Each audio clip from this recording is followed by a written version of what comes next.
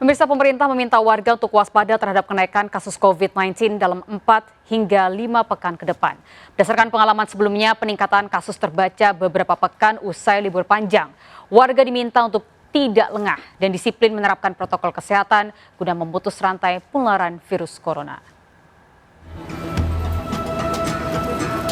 Pemerintah melalui Ketua Komite Penanganan COVID-19 dan Pemulihan Ekonomi Nasional KPCPEN Airlangga Hartarto meminta masyarakat waspada terhadap kenaikan kasus COVID-19 dalam 4-5 pekan ke depan.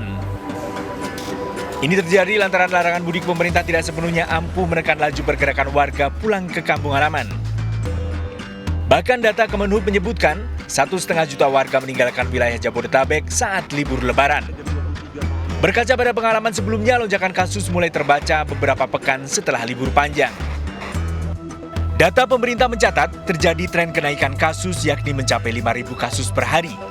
Dari sebelumnya di kisaran 3.800 sampai 4.000 kasus per hari. Kasus aktif nasional juga meningkat dibanding pekan lalu di kisaran 5,2%.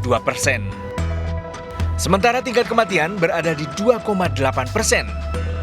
Perlu diperhatikan adalah dalam siklus 4-5 minggu ke depan, karena sebagai contoh, pada saat liburan Natal Tahun Baru, kasus tertinggi itu naik pada tanggal 5 Februari.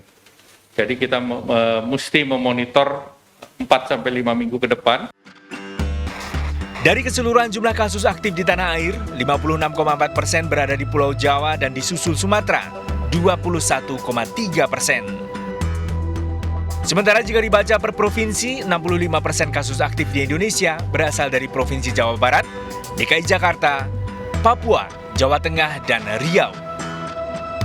Warga diimbau untuk disiplin menerapkan protokol kesehatan termasuk mengurangi mobilitas dan tidak berada di tengah kerumunan untuk memutus rantai penyebaran COVID-19.